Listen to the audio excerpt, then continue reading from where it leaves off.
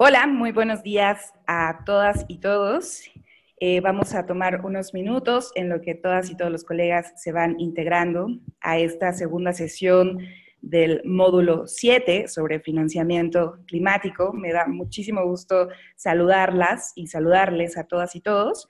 Mi nombre es Sandra Guzmán, yo soy coordinadora general del Grupo de Financiamiento Climático para Latinoamérica y el Caribe. Tuve oportunidad de platicar con ustedes la sesión pasada. Esta mañana tenemos una sesión muy interesante que es la segunda sesión teórica de este importante curso de acción climática y vamos a discutir varios temas que son sumamente importantes, sobre todo cuando hablamos, recordarán que en la sesión pasada hablábamos de la necesidad de innovar en cuanto a los mecanismos de financiamiento se refiere para realmente combatir el cambio climático de diversas formas. Pues esta mañana vamos a hablar de tres grandes instrumentos que se han colocado como importantes vías para financiar el cambio climático. Por un lado vamos a hablar del impuesto al carbono, por otro lado vamos a hablar de los mercados de carbono y también de los famosos bonos verdes que han tenido un gran auge, no solo en el mundo, sino también y en particular en la región. Y vamos a hablar de algunas características y yo les quiero decir que esta mañana tenemos a tres extraordinarias panelistas. Estoy muy contenta de la participación de esta mañana. Pero lo que quisiera antes de comenzar es, vamos a hacer la siguiente proceso. Carola va a hacer favor de hacernos un breve repaso de los elementos más importantes que se discutieron en la sesión pasada, sobre todo para aquellas y aquellos que quizá no pudieron integrarse en la sesión pasada, para que conozcan un poquito cuáles fueron los temas más relevantes que se discutieron.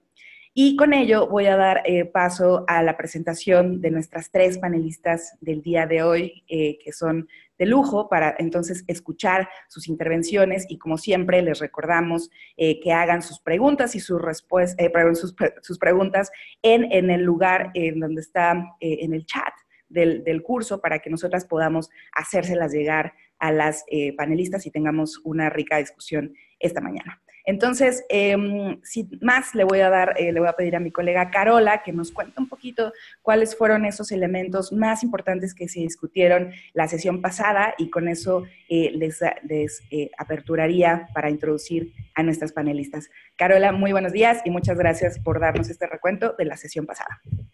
Buenos días, Sandra. En la sesión pasada tuvimos una introducción al tema de financiamiento climático y vimos el caso del Fondo Verde del Clima. Estoy teniendo problemas para pasar mis diapositivas, pero voy a comentar que Sandra Guzmán primero presentó cuál es el problema que tenemos como planeta y cómo el hombre ha afectado para el incremento de 1 grado en el mundo y cómo se está dando una solución de manera global a este problema. Ay, no puedo pasar la diapositiva, no sé cómo está pasando. Bueno, en todo caso, aquí está.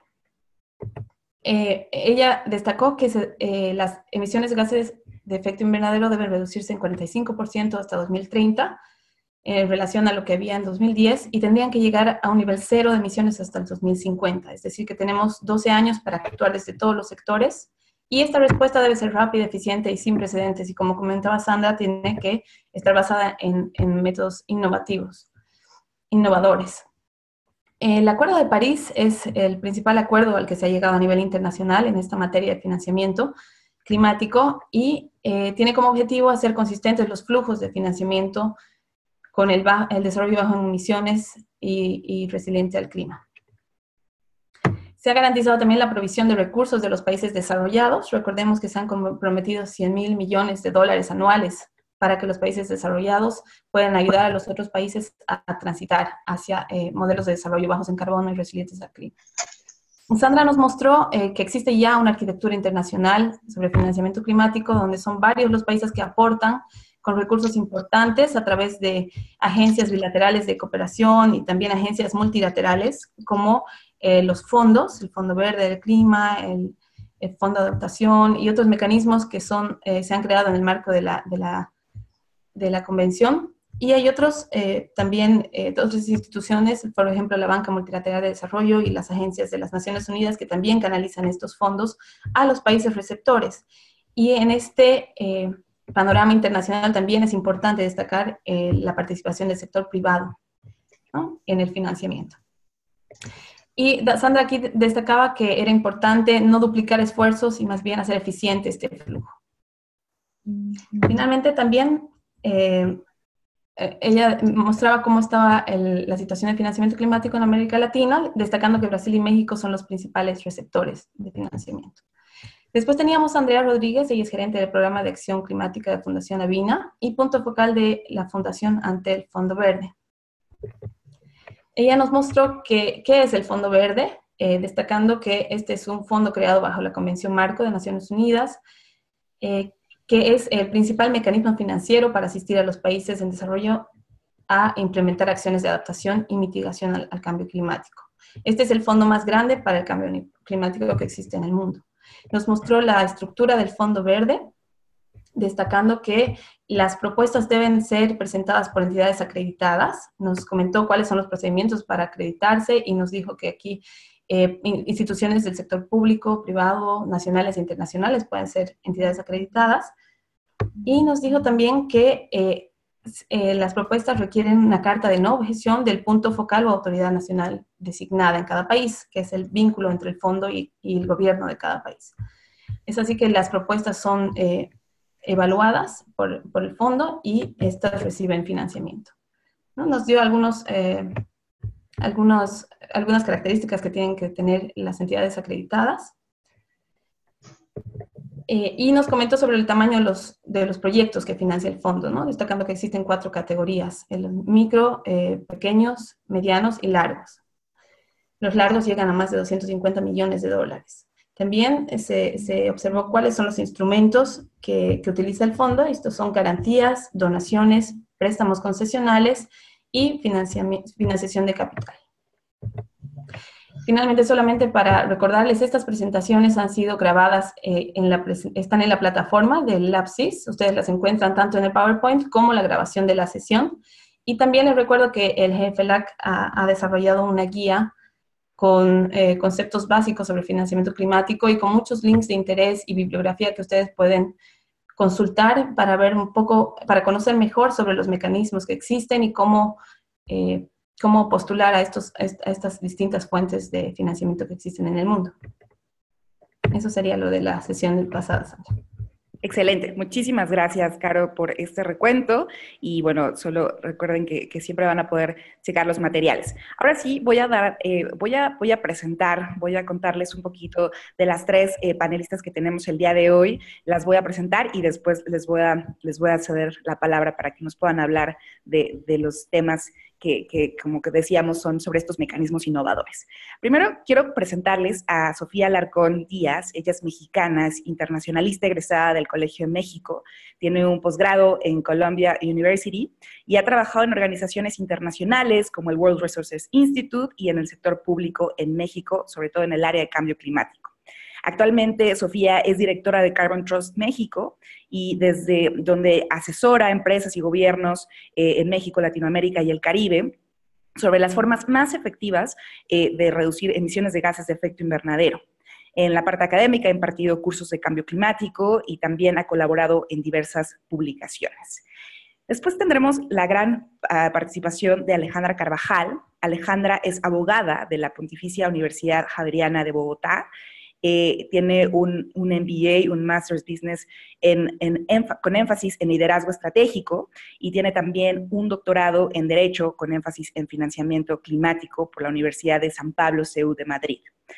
Alejandra ha desempeñado cargos directivos en el sector público y en el sector privado en Colombia y también ha asesorado a muchas empresas en Europa y América Latina. Y también tendremos la participación de Jimena Samaniego Figueroa. Ella es ingeniera ambiental con experiencia en temas relacionados con mitigación de gases de efecto invernadero y mecanismos de mercado de carbono, como el mecanismo de desarrollo limpio. Actualmente es profesional especializada del Ministerio de Ambiente y Desarrollo Sostenible de Colombia y hace parte de la Dirección de Cambio Climático y Gestión de Riesgo desde hace 3 años. También ha apoyado desde el grupo de mitigación temas relacionados con el mercado de carbono y ha participado para representar a Colombia en el mecanismo de desarrollo limpio y en otros temas relacionados con financiamiento climático. Como pueden ver, tenemos a 3 grandes profesionales y además con muchísima experiencia en estos temas en financiamiento, 3 mujeres que han tenido un gran liderazgo en estos temas y por eso me da muchísimo gusto tenerlas en esta mañana. Y bueno, para comenzar, quiero darle la bienvenida a Sofía nuevamente, agradecerle muchísimo por su tiempo, porque ha sido una mujer que ha innovado muchísimo en estos temas en México, así que es un privilegio tenerla a ella, a Alejandra y a Jimena en este curso. Y sin más, me gustaría darle ahora sí la palabra a Sofía, que nos va a platicar del mercado de carbono en México y también de cómo se ha desarrollado este tema de bonos verdes en México. ¿Qué experiencias nos dan estos mecanismos innovadores en este país? Así que, Sofía, muchísimas gracias por tu tiempo y tienes la palabra. Hola, ¿qué tal? Muy buenos días a todos. Muchísimas gracias por la invitación, Sandra, Carola y Gefelac. Estoy muy agradecida de poder compartir la experiencia de México en materia de mercados de carbono y de financiamiento verde. Entiendo que tengo 15 minutos, así que trataré de ser lo más sucinta. Muy recibidas sus preguntas. Ahora voy a share. Sí, aquí está. Ustedes me dicen si pueden ver mi pantalla. La vemos perfecto, Sofi. Si quieres hacerla para... Listo. Perfecto. Así la ven. Perfecto. No, Gracias. pues voy a tratar 2 temas rápidamente. Uno es ahora lo que está en boga, ¿no? Los instrumentos basados en el mercado, en particular los mercados de carbono. ¿Por qué son importantes? ¿Cómo funcionan? ¿Y cuál es el estatus de este mercado de carbono en México? Y en la segunda parte de mi presentación, muy rápidamente hablaré de cuál es el estatus de los bonos verdes. Entiendo que, bueno, hablaremos más a detalle sobre qué son estos bonos verdes, pero quiero darles una visión muy rápida de cómo estamos avanzando en México, ¿no? Pero bueno, voy a iniciar con los mercados de carbono. Estos mercados son instrumentos basados en el mercado que van a permitir reducir las emisiones de gases de efecto invernadero de la manera más costo efectiva. ¿No? Hay muchos instrumentos de política pública que permiten reducir las emisiones, pero estos mercados de carbono, ya veremos los detalles a continuación, son los que de manera costo efectiva logran reducirlo. Se dice que estos mercados, estos sistemas de comercio de emisiones son en inglés technology neutral, ¿no? No favorecen ningún tipo de tecnología. Lo que hacen es identificar el punto en donde es más costo efectivo reducir las emisiones. Y al mismo tiempo va a permitir que se comercien las unidades de emisión de aquellos puntos en donde es más costo efectivo reducirlos. ¿Cómo funciona? Bueno, lo primero es que se establece un precio al carbón. Al igual que un impuesto, ¿no? Este mecanismo permite que las externalidades ambientales y sociales se internalicen en el costo de producción, en el costo de emitir las emisiones. Este precio hace que las energías limpias, ¿no? sean mucho más rentables porque aumenta los costos de producción de energía por vía de combustibles fósiles, ¿no? Y pone a la par o niveliza los precios de las energías renovables, al igual que el impulso de la eficiencia energética. Esto hace que los productores o la producción de energía limpia sea mucho más rentable, porque ya el costo está internalizado en aquellas fuentes de producción con combustibles fósiles. Hay 2 grandes categorías, ¿no? Los sistemas de comercio de emisiones, que se llaman o Emissions Trading Systems, por sus siglas en inglés, o Cap and Trade. Cap and Trade y Emissions Trading System es exactamente lo mismo. En unas jurisdicciones se llama ETS, en otros Cap and Trade. Pero en español se traduce como sistemas de comercio de emisiones. Y también en español varía En Colombia se pueden llamar sistemas de cupos y créditos o sistemas de cuotas en Brasil, por ejemplo, ¿no? Entonces, en general, en español se traduce como un sistema de comercio de emisiones cuya idea es denotar que va a haber una comercialización de las emisiones. Y la segunda categoría son los mercados voluntarios.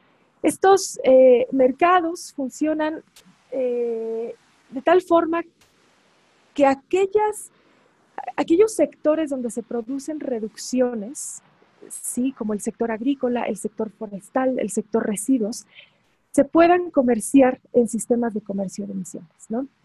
Los mercados voluntarios. O en algunos países, como en México, por ejemplo, la Bolsa Mexicana de Valores ha impulsado una plataforma de comercio voluntario que permite que los offsets generados en estos sectores, ¿no? de residuos, de agricultura o de forestal, permitan ser comprados por entidades o individuos que están interesados en compensar sus emisiones. Voy a seguir. ¿Cómo funcionan los mercados de carbono? Bueno, pues tenemos dos emisores en esta figura, el emisor A y el emisor B. Cada uno emite emisiones de gases de efecto invernadero, ¿sí? A un costo distinto. El gobierno dice, bueno, nosotros vamos a poner un cap, lo que se llama un límite a las emisiones, y vamos a asignar las unidades de emisión a cada uno de los emisores. Ese va a ser el cap. El número de allowances o derechos de emisión que se emitan en una economía. Como a cada emisor le cuesta distinto reducir sus emisiones, habrá algunos que no puedan reducir sus emisiones de manera inmediata y habrá otros que lo puedan hacer. ¿Sí? Ese costo marginal que está incluido en la reducción de emisiones es el que va a permitir que el comercio suceda. ¿Por qué? Porque como ustedes ven en la figura de la izquierda, el rojo, el emisor A, le cuesta mucho más reducir sus emisiones que al emisor B. De hecho, al emisor B le sobran emisiones. Ese sobrante de emisiones se puede comerciar en lo que se llama el comercio de emisiones, ¿no? El carbon market. Y el que va a poder comprarlas es aquel emisor, en este caso el emisor A, ¿sí? Que excede sus emisiones y requiere de emisiones para cumplir con su obligación del CAP. Este sistema de comercio de emisiones se puede, como ya mencioné, ¿no? Se establece a uno o más sectores de la economía y emite un determinado derecho de emisión que pueden ser comercializables, ¿no? Este derecho de emisión, que también en varios países se llama distinto, cuota o permiso o derecho, depende de la jurisdicción, pero en general es un allowance, en inglés, derecho de emisión, se basa en que se puede comerciar una tonelada emitida y se entrega un derecho de emisión. El gobierno entrega un derecho de emisión por cada tonelada emitida. Y todas las compañías, al final de un periodo de cumplimiento, que usualmente sucede al año, deben demostrar que emitieron esa cantidad de gases de efecto invernadero equivalente a la cantidad de derechos con las que cuentan.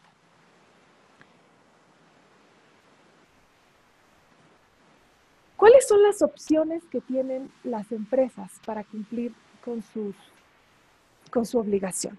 La primera es reducir las emisiones, ¿no? O sea, hay un límite al que las empresas deben cumplir y eso se puede lograr reduciendo las emisiones al interior de sus procesos de producción, ¿no? O sea, implementando sistemas de eficiencia energética, por ejemplo, o instalando tecnología limpia, ¿no? En realidad, se busca reducir las emisiones.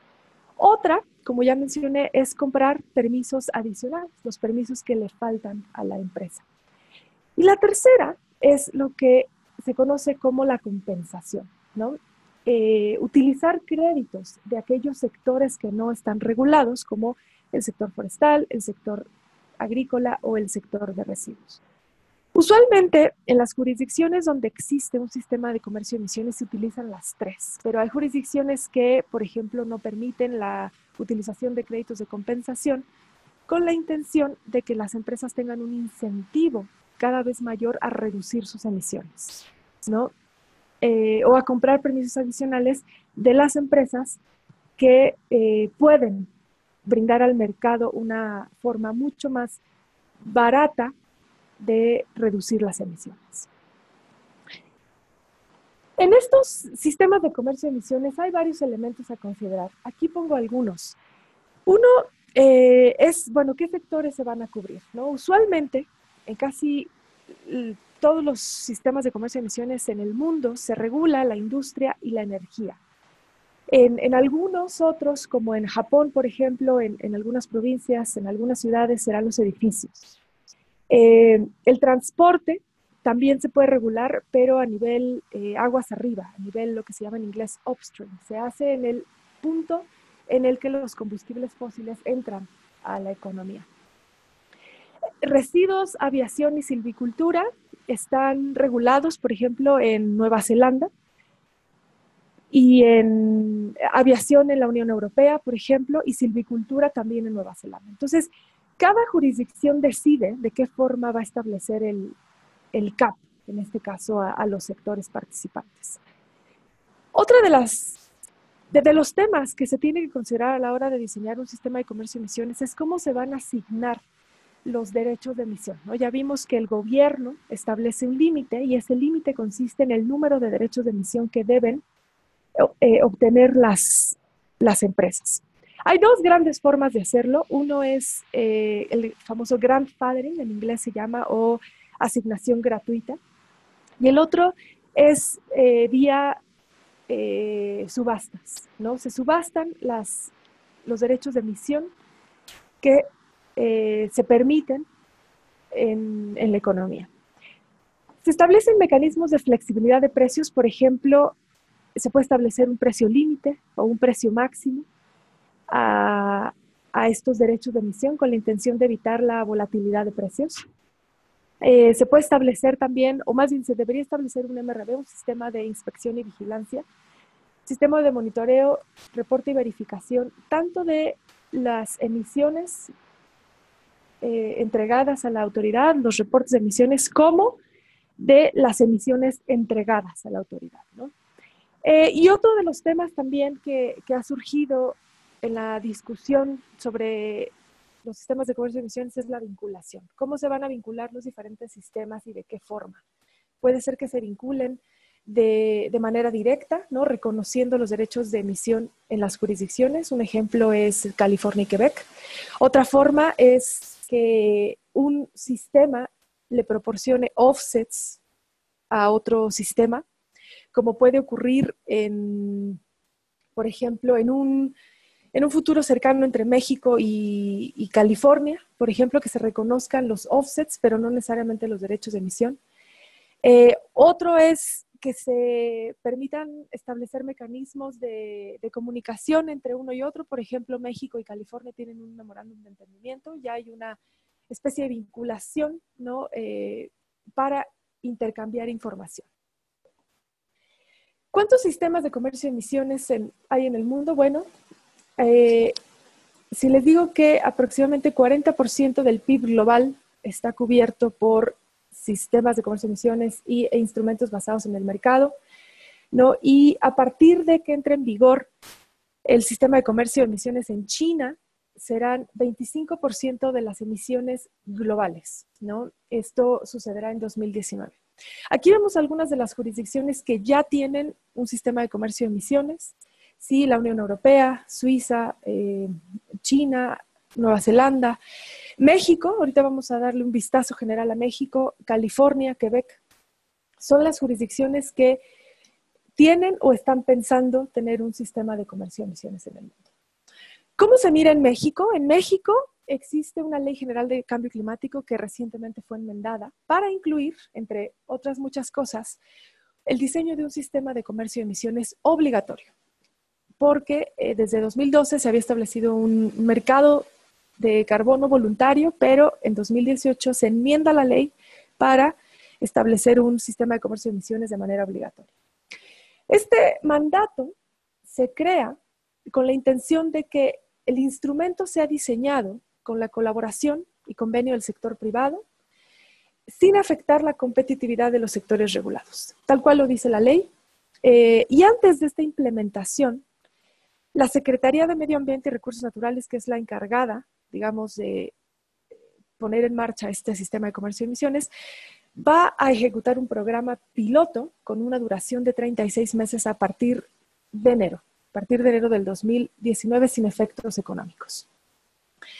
Esta enmienda de la Ley General de Cambio Climático pues va a implicar muchos cambios también regulatorios, entre ellos el cambio en la regulación del Registro Nacional de Emisiones. México tiene desde 2014 un Registro Nacional de Emisiones que mandata a las empresas que sobrepasen un umbral de 25,000 toneladas de CO2 equivalente entregar un reporte a la Secretaría, la Semarnat, con la intención de que los datos sean, pues, ahora sí que tengan un tracking y una verificación por parte de un tercero independiente. También esta enmienda implica que habrá 2 instrumentos jurídicos adicionales, un estándar de verificación y la regulación que va a mandatar la fase piloto del mercado de carbono. Esta regulación del mercado de carbono se publicó hace unos días en la Comisión Nacional de Mejora Regulatoria con la intención de que se obtenga retroalimentación del sector privado, lo que se conoce mejor como una consulta pública. ¿Qué incluye esta fase de piloto de 3 años de acuerdo a estas reglas que se publicaron? Bueno, que las entidades reguladas en este piloto serán del sector energía e industria, sin las emisiones fugitivas.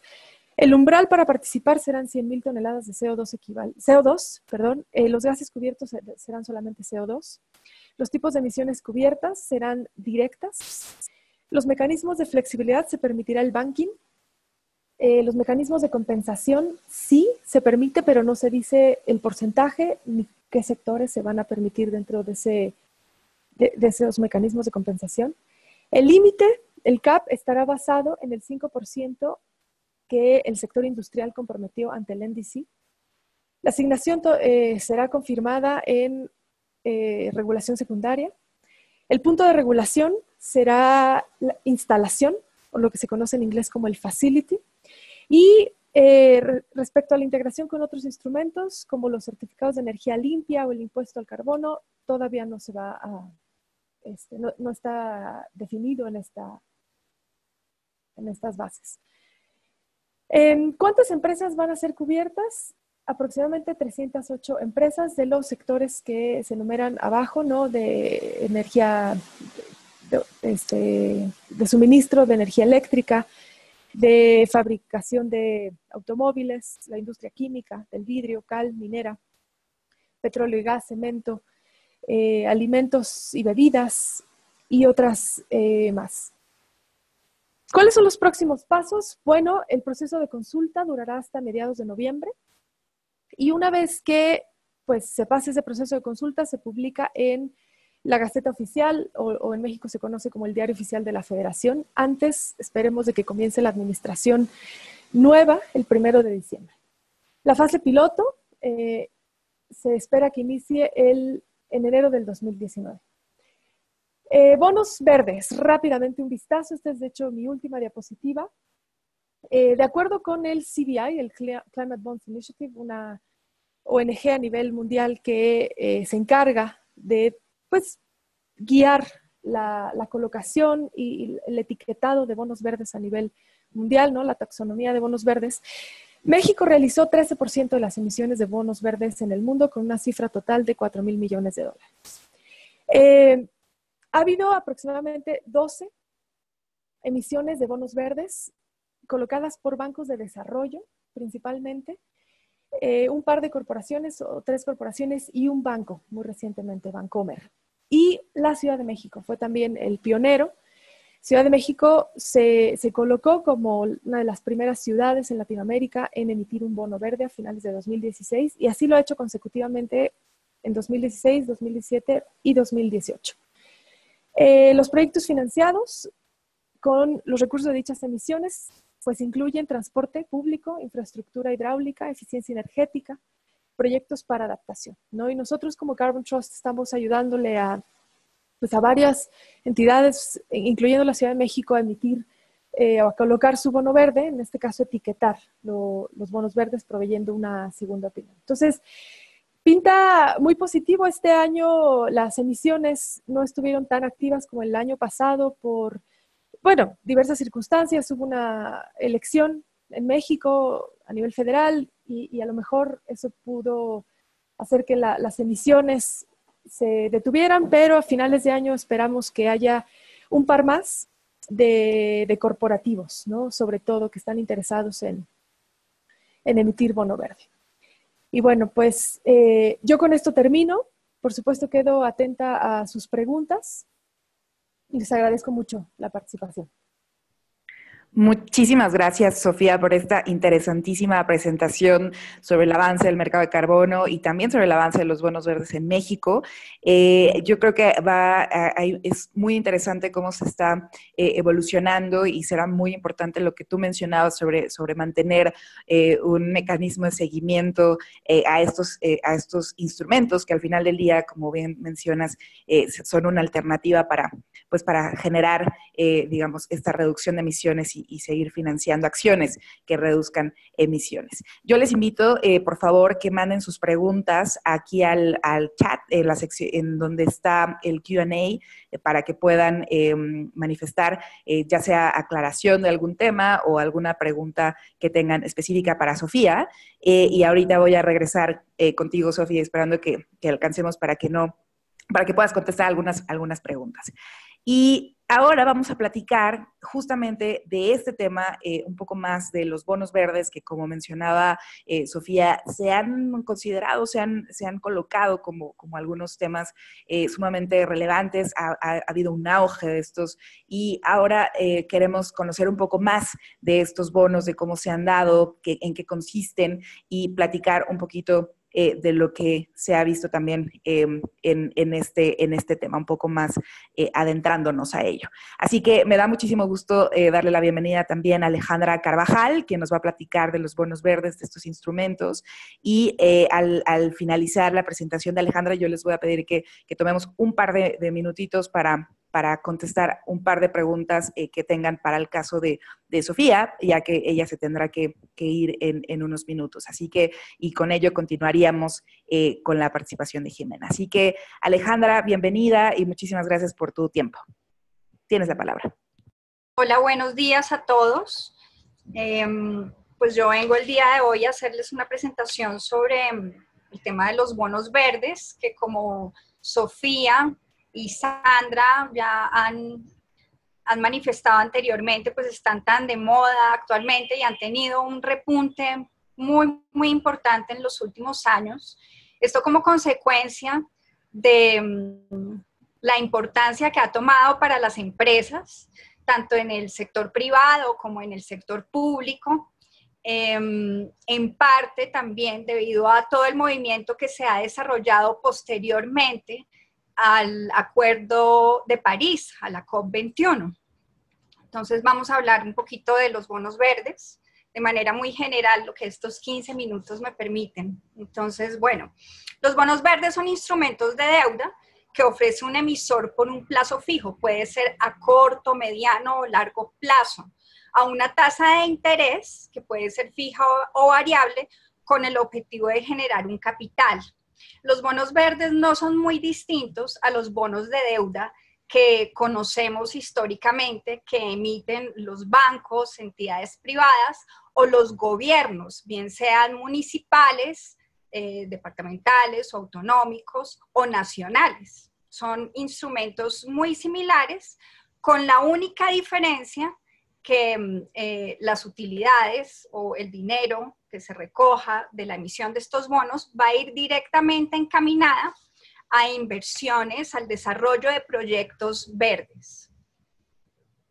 Bueno, estos emisores o generadores del proyecto los valoran, los catalizan distintas calificadoras de riesgo. Pues claro, al ser puestos en el mercado, los distintos actores necesitan saber qué tan seguro es el bono y qué tan seguro va a estar en el mercado y qué tan segura va a estar su inversión. Entonces, ahí es cuando entran en juego calificadoras que yo creo que todos hemos oído en algún momento, como lo son Moody's, Standard & Poor's y Fitch, que al igual que los bonos de deuda de los países o de las entidades privadas, como les mencionaba anteriormente, pues también realizan una calificación, solo que aquí son un poco más estrictos, porque vienen a calificar también la gobernabilidad, la gobernanza de estos títulos.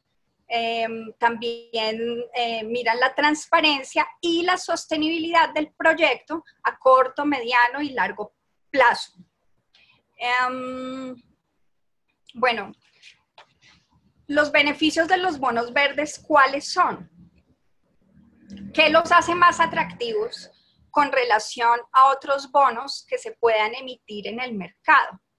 Entonces, primeramente, pues podemos observar las tasas, que en algunos casos sí son más atractivas, pero no siempre es así. A veces también se pueden asemejar un poco a las tasas de otros mecanismos de deuda, pero entonces aquí lo más importante es la reputación que da para las entidades que emiten este tipo de mecanismos financieros, pues la reputación que les dan en el mercado. O sea, cada vez más hay una preocupación por el cambio climático y por el ambiente, y que tanto empresas como gobiernos se preocupen por esto, les da un plus entre otros agentes financieros. Entonces, esto también tiene que ver mucho con el posicionamiento de marca o branding, pues esto los hace más atractivos.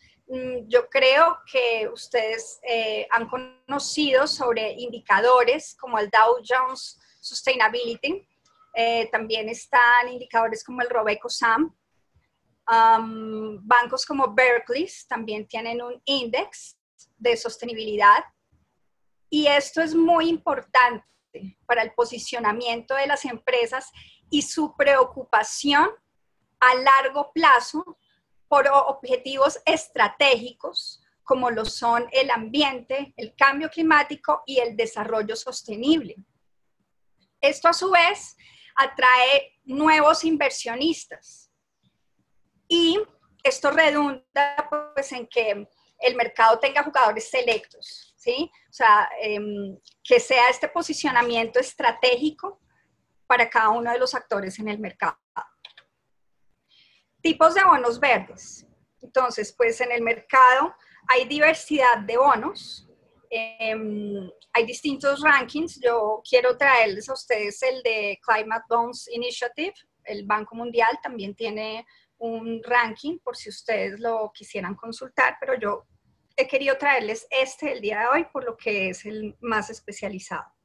Entonces, primeramente, tenemos el bono de uso de los ingresos, que está destinado para proyectos verdes y que tiene un recurso al emisor. O sea, la misma calificación crediticia se fija a los otros bonos del emisor. Aquí hay algo importante, que es el BEI, que es el Banco Europeo de Inversión, que tiene un medidor que es el Climate Awareness Bond. Es importante porque ellos han hecho unas emisiones súper importantes. Actualmente, a 2018, el primer bono verde que se sacó al mercado, lo sacaron ellos en el año 2007. Y al momento, a hoy, han desarrollado 67 proyectos en 31 países por un valor de 19.4 billones. Entonces, esta es una inversión importante. Luego también tenemos el uso de ingresos, los bonos de ingresos o ABS, que son Asset Backed Securities, que también son para proyectos verdes, así como para su refinanciamiento. Las corrientes de ingresos de los emisores a través de comisiones, impuestos, son garantía de la deuda. Y entonces aquí vemos ejemplos muy bonitos, como lo son el estado de Hawái, que se respaldan las facturas de la electricidad de los servicios públicos del estado. También vemos ejemplos como la ciudad de Gotemburgo, el gobierno de La Rioja en la Argentina. Vemos también el estado de Massachusetts en los Estados Unidos. Y recientemente el gobierno de Francia en el 2017 ha lanzado una emisión por 7.000 millones de euros para financiar la transición energética del país.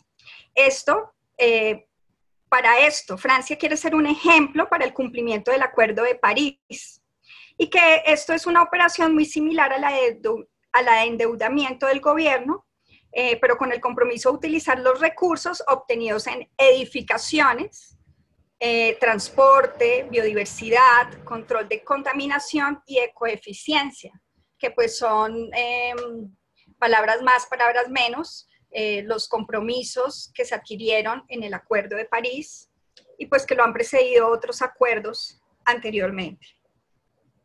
También tenemos el bono proyecto, que es un anillo cercado para el proyecto verde. Este recurso es únicamente a los activos y al balance del proyecto. Un ejemplo de él es el parque eólico Invenergy, respaldado por el parque eólico Invenergy del Campo Palomas, que esto queda en Uruguay. Entonces, pues este es un proyecto muy grande que se está desarrollando en esta región y que encuentra pues el respaldo en este mecanismo financiero. También encontramos otro bono de titulación, ABS también, Asset Backed Securities, en el que las carteras de refinanciación de proyectos verdes o ganancias están destinadas a este tipo de proyectos.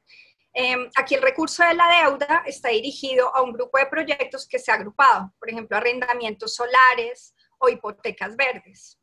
Ejemplo importante de estos proyectos es el de Tesla Energy, que está respaldado por arrendamientos solares y residenciales, y el de Obvion, que está respaldado por hipotecas verdes.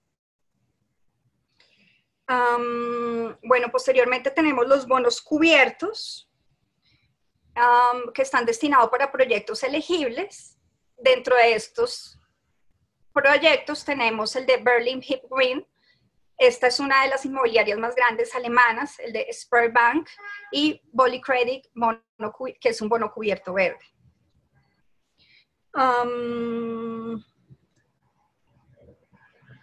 Dentro de estas categorías también tenemos el préstamo, que está destinado para proyectos elegibles o asegurado en activos elegibles.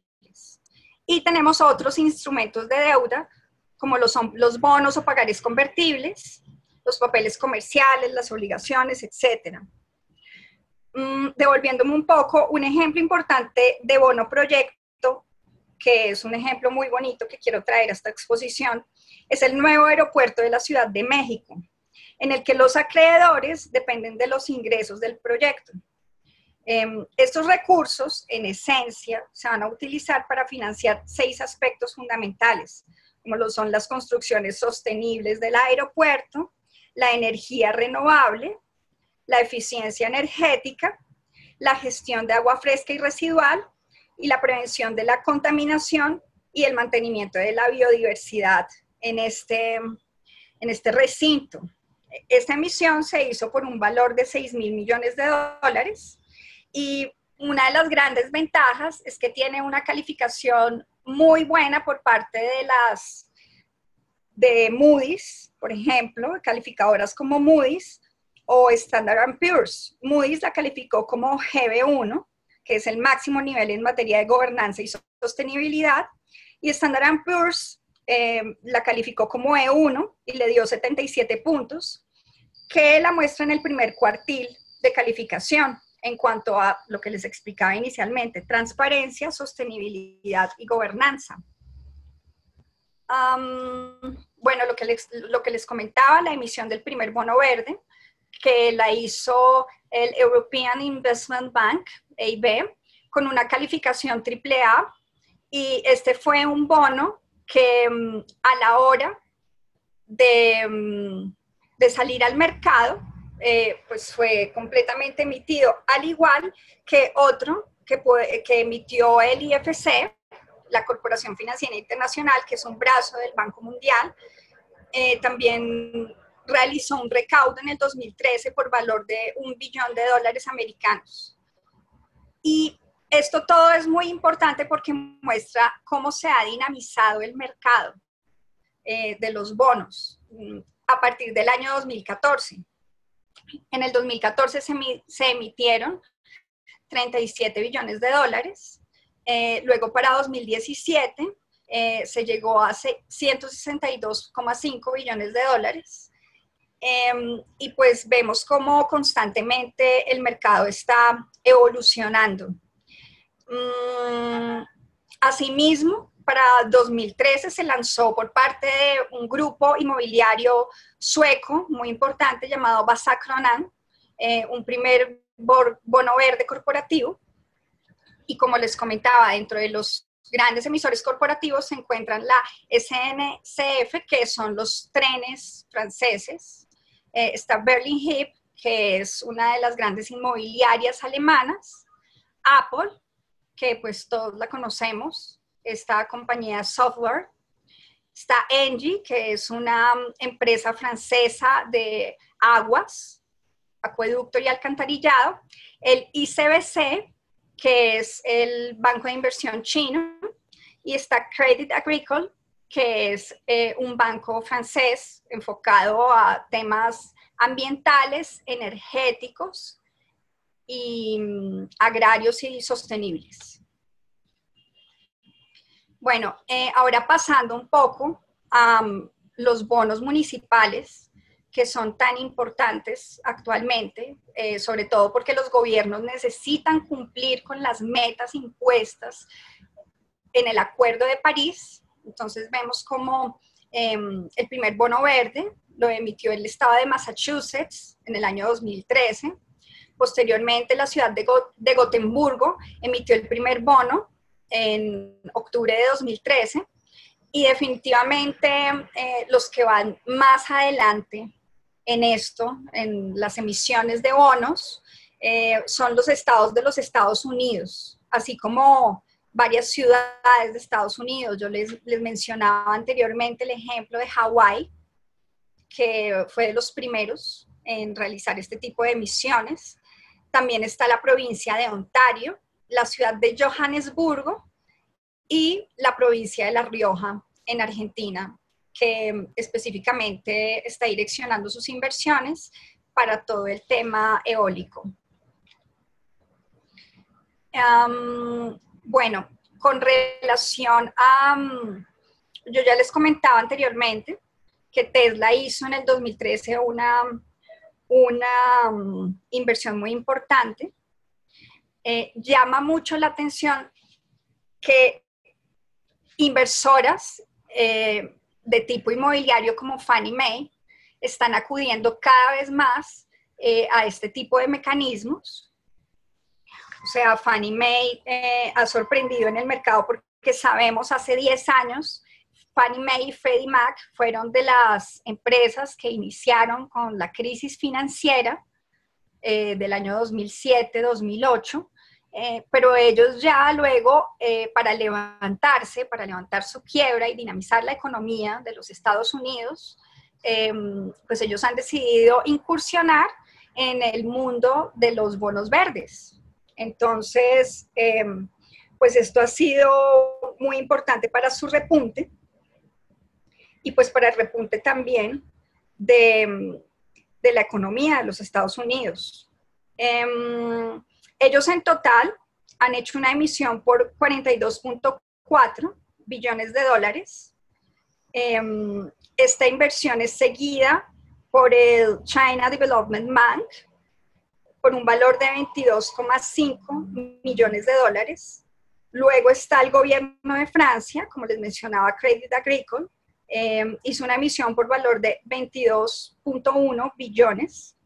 A esto lo sigue una inversión por parte de la KfW de Alemania por valor de 9,6, y esto lo siguen gobiernos como el de España, Suiza, Holanda, India, México, que repunta en América Latina. Por eso me parece tan importante y oportuna la intervención de Sofía, porque claramente México ha tomado la delantera en estos temas a nivel latinoamericano.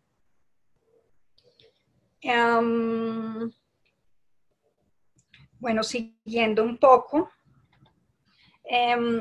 esta diapositiva es importante que la analicemos porque nos está mostrando al año 2018 no solamente el desarrollo de los bonos verdes etiquetados como tal, ¿sí?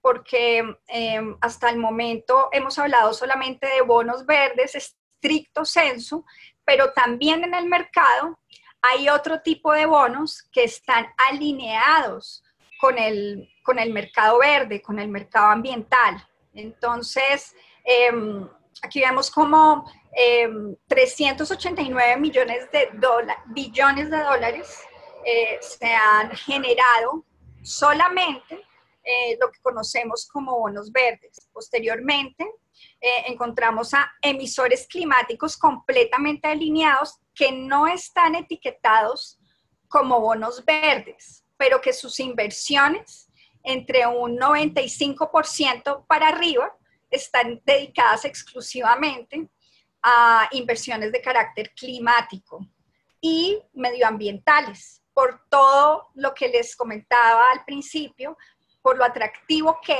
hace a los inversionistas el desarrollo de este tipo de proyectos y cada vez más, ¿no? También tenemos emisores climáticos fuertemente alineados, que son aquellos emisores de bonos que no son etiquetados como bonos verdes, pero que entre un 75 y un 90% dedican sus emisiones, pues el dinero que se recoge de las emisiones, al desarrollo de proyectos de adaptación y mitigación del cambio climático, así como para desarrollar proyectos sostenibles, pues en las distintas áreas que conocemos, que ya les explicaré un poco más en detalle. También tenemos pues los emisores municipales de Estados Unidos que están fuertemente alineados con la problemática climática y ambiental. Además de lo que hablamos anteriormente, están también estos mecanismos de deuda que no se llaman bonos verdes de manera explícita, pero que sí direccionan toda la inversión para el desarrollo de este tipo de proyectos. Entonces, en total, si sumamos los bonos verdes etiquetados, los emisores municipales de Estados Unidos fuertemente alineados, los emisores climáticos completamente alineados y los emisores climáticos fuertemente alineados, pues nos da un total de 1.45 trillones de dólares, que yo creo que es una cifra muy importante para la economía mundial, porque claramente vemos cómo este mecanismo de deuda está claramente dinamizando la economía mundial, las economías locales y las economías de las empresas. Por esta razón, cada vez más se está implementando al interior de estas organizaciones la utilización de este tipo de mecanismos. Bueno, estas son las distintas áreas de proyectos que no son otra cosa que las que se encuentran pues inicialmente se encontraban en el protocolo de Kioto y posteriormente pues en el Acuerdo de París se confirmó. Recordemos que inicialmente se consideró a estos niveles, pero posteriormente también hubo un desarrollo a nivel privado y a nivel público que comparte todo lo manifestado en el protocolo de Kioto y en el Acuerdo de París, pero que se hace un desarrollo en las mismas áreas, aunque, como ya les explicaré al final, hay una diferencia entre los bonos de carbono, que son los que se emiten con base en el Acuerdo de París, y estos mecanismos que son de deuda distintos, son bonos de deuda, como les explicaba inicialmente. Entonces, las áreas de proyectos son de energías renovables, que puede ser solar, eólica, geotérmica, hídrica, bioenergía, y también la distribución y el manejo de energías. Está también las edificaciones bajas en carbono, encontramos en materia residencial, comercial, y también productos para emisiones bajas de carbono a nivel de construcciones. Una parte muy importante es toda la relacionada con transporte, que están los trenes, como les mostraba anteriormente el ejemplo francés, están los vehículos, el transporte masivo, los autobuses rápidos y también algo muy importante que es la infraestructura de combustibles alternativos. También encontramos a nivel de aguas, todo lo que son plantas de tratamiento de aguas, captura de aguas, distribución de aguas. Encontramos también proyectos encaminados a la conservación de la biodiversidad. Está también proyectos en el sector de la agricultura y la silvicultura. Y como les mencionaba, en el manejo sostenible de residuos. Estos son los distintos sectores en los que se están desarrollando actualmente proyectos MDL. Proyectos de bonos verdes. Entonces, como vemos, el grueso de la inversión está dedicada para el sector transporte, seguido del sector energético, que no se alcanza a ver muy bien en el gráfico, pero yo se los explico. El sector energético, que ocupa un 19% del total de la inversión. En el carácter multisectorial encontramos un 8% de la inversión en bonos verdes, seguido por sectores como energía, residuos sólidos, agua, edificios e industria y agricultura y reforestación, que no varían en un porcentaje superior del 1 y el 2%. O sea, las inversiones son mínimas y esa es una invitación a que tanto los gobiernos como el sector privado realicen proyectos, desarrollen proyectos para pues, poder desarrollar estos mecanismos financieros, porque pues efectivamente el sector transporte es muy importante para todos, el sector energético también lo es, pero pues también lo son estos otros sectores que les estoy nombrando, como son el de edificaciones, el de aguas, el de agricultura y reforestación, pues que no se pueden abandonar. Y finalmente comentarles que esto es muy importante que todos ustedes lo tengan claro, y es que hay una diferencia muy grande entre los bonos de carbono, que es lo que nos explicaba Sofía inicialmente, y los bonos verdes. ¿Cuál es la diferencia fundamental? En primer lugar, los bonos verdes son instrumentos de deuda, ¿sí? Bien sea pública o privada. Mientras que los bonos de carbono o los certificados de emisión de reducción de gases de efecto invernadero, que son los CERs, que son pues, los que se emiten, pues estos son instrumentos completamente distintos, porque lo que certifican es la reducción de emisiones de gases de efecto invernadero, ¿sí? Que son herramientas completamente diferentes y regidas por mercados diferentes, porque los bonos de carbono se encuentran supervisados y bajo el espectro de lo que ha sido la COP21, el Acuerdo de París, y anteriormente el Protocolo de Kioto del año 2007, que este es un compendio legislativo de carácter supranacional, ¿sí? Mientras que los bonos verdes se manejan más a nivel del sector financiero, bien sea nacional o internacional, dependiendo cómo se maneje la emisión. Esa es una de las diferencias fundamentales y yo creería que la más grande en este sentido.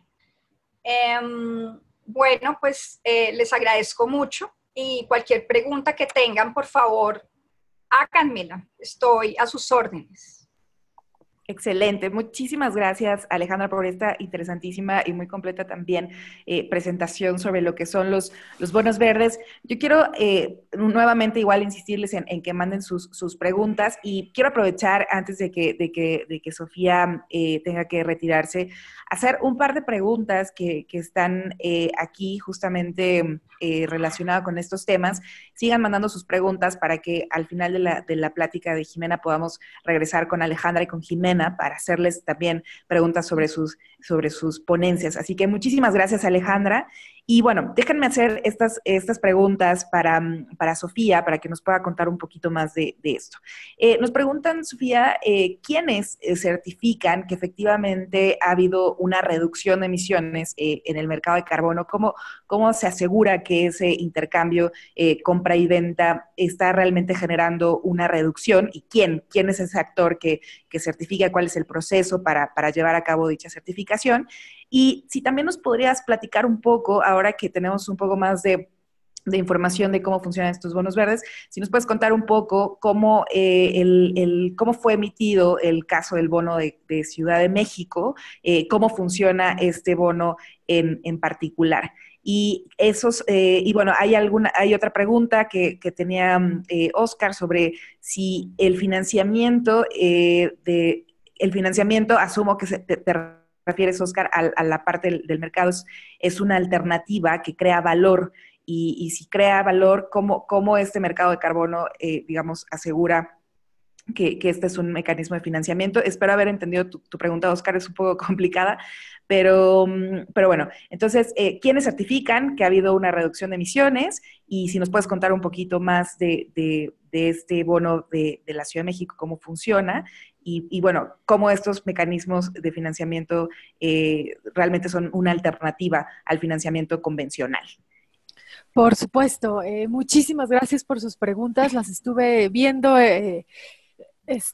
así que bueno, te voy a dar una respuesta rápida que espero resuma todas las respuestas que quiero dar, ¿no? Una es, ¿cómo se asegura que se estén certificando los bonos verdes? Bueno, en realidad, como es un instrumento de deuda, ¿sí? Lo que uno tiene que asegurarse es que, bueno, los inversionistas institucionales, que son los que compran los bonos, tengan la seguridad de que es verde. Y hay varios procesos por los que un bono verde puede pasar. Yo diría que son 4 en realidad. El primero es una segunda opinión, el segundo es una verificación, el tercero es una certificación y el cuarto es una auditoría. El mercado, sí, bueno, y conforme avanza este nivel de certificación, por decirlo de alguna forma, es que se asegura lo verde, ¿no? El enverdecimiento del instrumento. Ahorita el mercado, sí, de bonos verdes solamente exige una segunda opinión. Muy pocos bonos están certificados. Entonces, la única forma de asegurarse, ¿no?, que ese bono es verde es mediante analizando lo que se llama el marco de referencia. Nosotros como Carbon Trust emitimos segundas opiniones, certificamos, verificamos, sí, los bonos verdes, pero no certificamos el instrumento de deuda, certificamos solamente el marco de referencia. Y ese marco de referencia es el respaldo que cada bono tiene en materia verde. Es decir, la Ciudad de México, y ahí voy a tratar de explicar cómo funciona. La Ciudad de México emitió un programa de acción climática, ¿no? Tiene también una visión a largo plazo, una estrategia de acción climática a 2050, ¿no? Eso compone el marco de referencia, que básicamente son las políticas públicas o el marco institucional, el marco de gobernanza que se tiene para emitir un bono verde. En esos documentos, la estrategia, el programa, ¿sí?, se dice ¿qué es lo que se considera verde por parte de la Ciudad de México, ¿no? Por ejemplo, la Ciudad de México dice, yo voy a considerar verde un edificio siempre y cuando tenga una certificación LEED categoría Platinum, ¿no? Si es menor, eso yo ya no lo considero. Y nosotros, como proveedores de segunda opinión, lo que hacemos es justamente analizar ese marco de referencia, ¿no? Decir, bueno, tú me estás dando una lista de 10 proyectos, haz de cuenta, una planta de tratamiento de agua, un edificio LEED, ¿no? Y otros 7, y yo tengo que asegurarme que esa lista coteja o tiene coincidencias con el marco de referencia que tú publicaste hace algunos años, ¿no?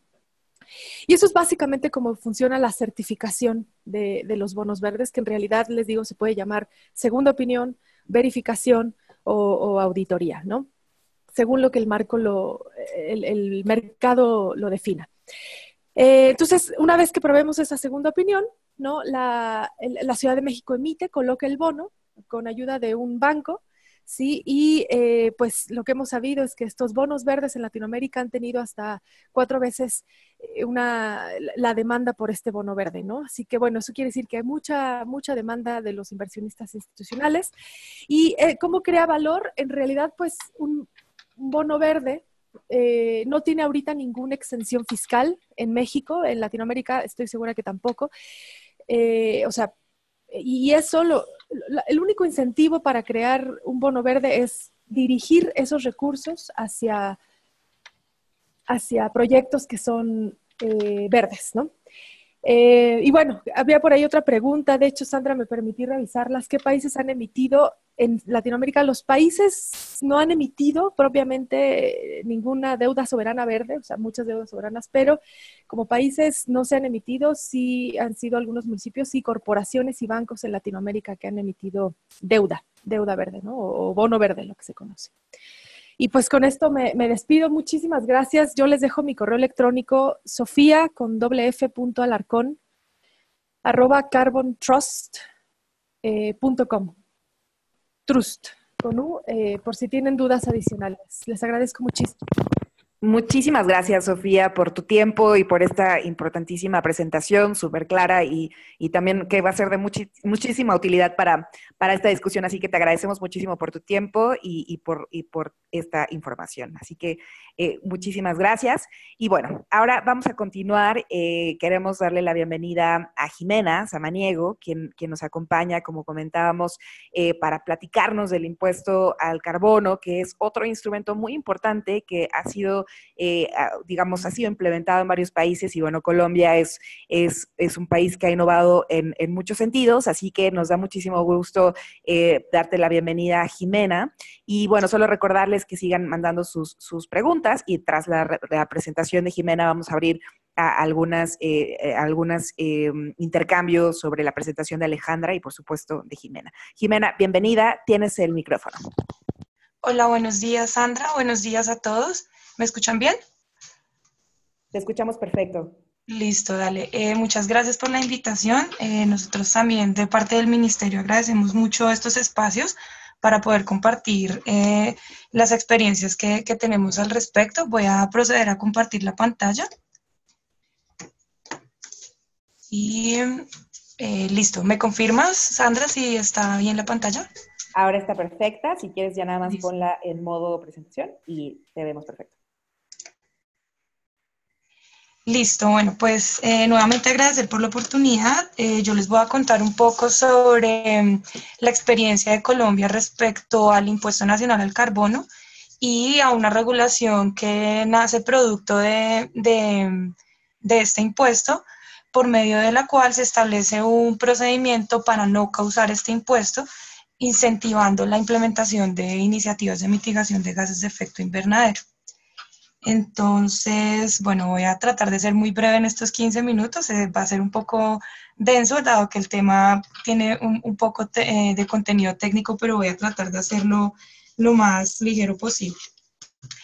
Voy a empezar un poco con el contexto general de la gestión del cambio climático en Colombia. Como a manera de contexto, nosotros hace un par de años tenemos la Política Nacional de Cambio Climático, la cual está compuesta por una serie de líneas instrumentales y líneas estratégicas que buscan orientar un poco las directrices de la gestión del cambio climático, varias de ellas enfocadas en cómo vamos a tratar de implementar la contribución nacionalmente determinada y cómo es que vamos a lograr la articulación entre sectores y territorios. Que es lo que pueden ver en la diapositiva, en el diagrama. Las líneas instrumentales y las líneas estratégicas están, digamos, orientadas al desarrollo rural, al desarrollo urbano, al desarrollo minero energético, al desarrollo de infraestructura y manejo y conservación de ecosistemas, a través de diferentes enfoques que permitan habilitar estos aspectos, como lo es la educación, la información, la ciencia y la tecnología, la planificación y la financiación y los instrumentos económicos, que es lo que nos trae hoy a este tema.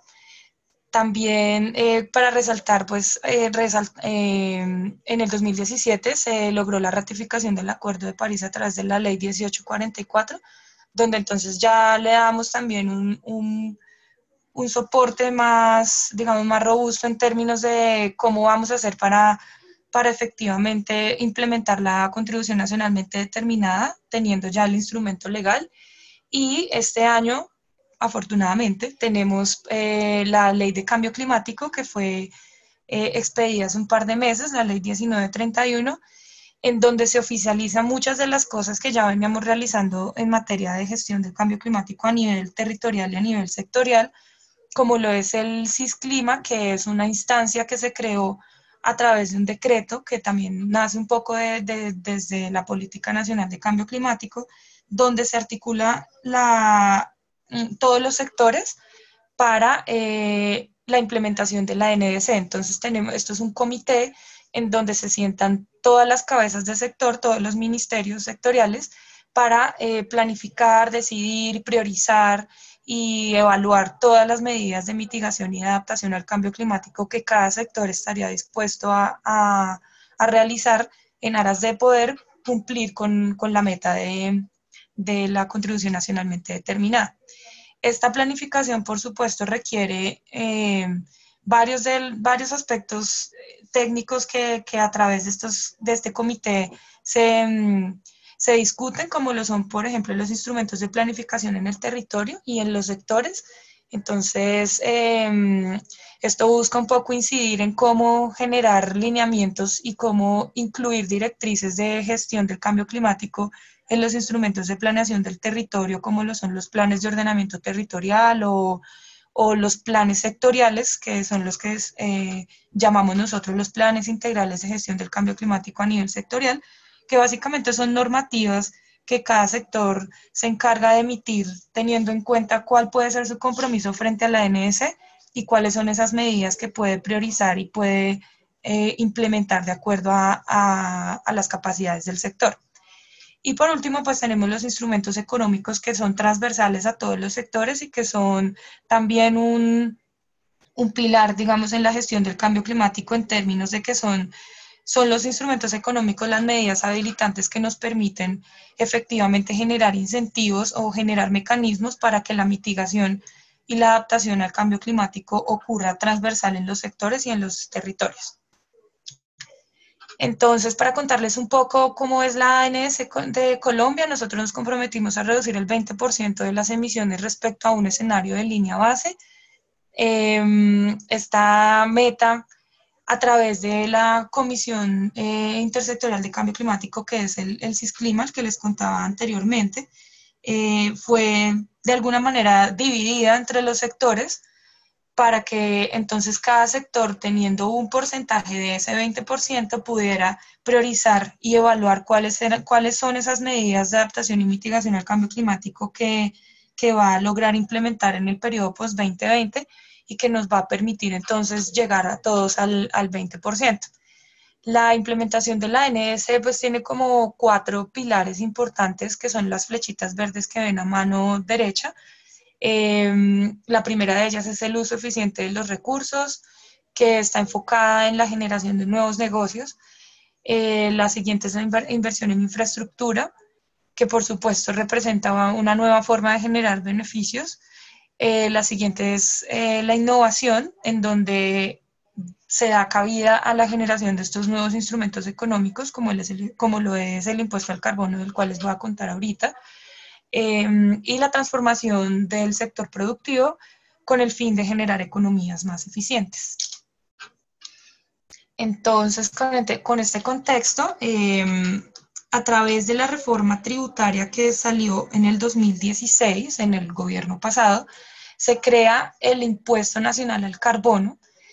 Fue el primer impuesto verde en la legislación colombiana. Es un impuesto que nace a partir de una serie de análisis de medidas o de instrumentos económicos que veníamos desarrollando en conjunto con el Ministerio de Ambiente, con el Departamento Nacional de Planeación de Colombia, en donde queríamos evaluar precisamente cuáles eran todos los instrumentos económicos que existen para internalizar los costos asociados al carbón. Y después de una revisión, después de surtir digamos, un proceso técnico para evaluar de acuerdo a las circunstancias y al contexto nacional cuáles eran los instrumentos económicos más aplicables al contexto colombiano, se decidió entonces que el impuesto al carbono era uno de ellos, dado que los impuestos al carbono son instrumentos económicos que son reconocidos a nivel mundial, con los cuales se envía una señal de precio que busca internalizar en el mediano y en el largo plazo los costos sociales y ambientales asociados a las emisiones de gases de efecto invernadero. Ahí al respecto, en Colombia, las emisiones debidas a la quema de combustibles fósiles representan aproximadamente el 27% de las emisiones totales del país. Esto quiere decir más o menos unas 51 millones de toneladas de CO2. Y se pensó en el impuesto al carbono precisamente porque es un instrumento que además permite reducir las emisiones, dado que genera un costo adicional sobre el uso de estas fuentes que emiten CO2, de modo que, por ejemplo, en el caso de los combustibles fósiles, se incentiva a la eficiencia energética y al uso de energías renovables. Entonces, a través de esta ley, que es por medio de la cual se adopta la reforma tributaria estructural en 2016, se crea el Impuesto Nacional al Carbono, está reglamentado en la parte 9 de la ley, consta de 3 artículos, como pueden ver en la parte izquierda. Entonces, estos 3 artículos, el primero de ellos trata sobre la descripción general del impuesto, en donde se establece, por ejemplo, cuál es la finalidad, a qué aplica, quiénes son los sujetos de ley que deben aplicarlo o que deben pagarlo. El artículo 222 establece la base gravable y la tarifa, que es lo que pueden ver al lado izquierdo de la diapositiva, donde están entonces los combustibles fósiles que fueron gravados y que son objeto de impuesto al carbono, como lo son el gas natural, el gas licuado de petróleo, la gasolina, queroseno y jet fuel oil, ACPM. Está presentado entonces por la unidad y la tarifa por unidad en pesos colombianos. El impuesto tiene un costo total de 15.000 pesos por tonelada, esto en pesos colombianos, aproximadamente $5. Y hay unas excepciones, por ejemplo, para el gas natural, que únicamente está grabado para el uso en la industria, la refinación de hidrocarburos y petroquímica, y el gas licuado de petróleo, que solo aplica para la venta a usuarios industriales. El artículo 223, entonces, establece la destinación específica del Impuesto Nacional al Carbón. Esta destinación quedó establecido por ley, que se orientará a la financiación o a la inversión en proyectos de sostenibilidad ambiental o de desarrollo rural en zonas con brechas de desarrollo. Hoy en día ya existe una regulación, un decreto específicamente, en donde se especifica más cómo es que esta destinación va a ser orientada en términos de porcentajes, que también la puedo compartir al finalizar, si alguien pues quiere conocer más acerca de esto.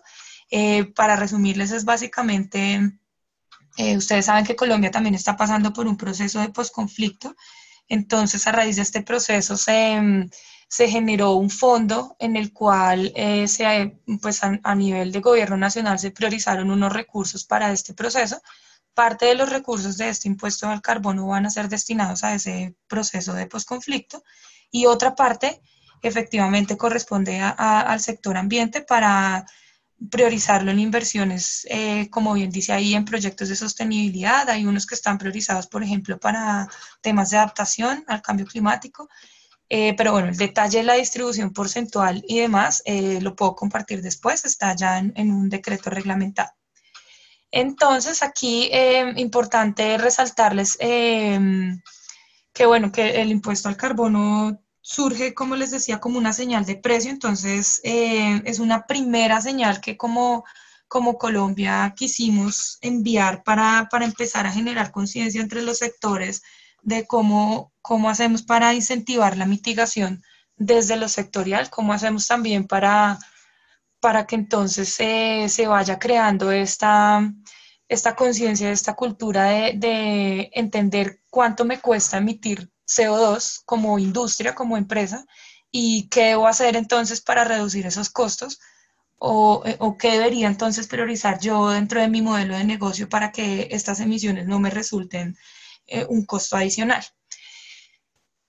Con la misma ley y en el mismo articulado del Impuesto Nacional al Carbono se nos da el mandato a través del parágrafo 3, que es lo que ven en la primera parte de la diapositiva resaltado en rojo, la creación de un mecanismo para no causar este impuesto, para no pagarlo. Entonces el parágrafo 3 dice explícitamente que el impuesto nacional no se causará a los sujetos pasivos, que son quienes pagan el impuesto al carbono, que certifiquen ser carbono neutro de acuerdo con la reglamentación que expida el Ministerio de Ambiente.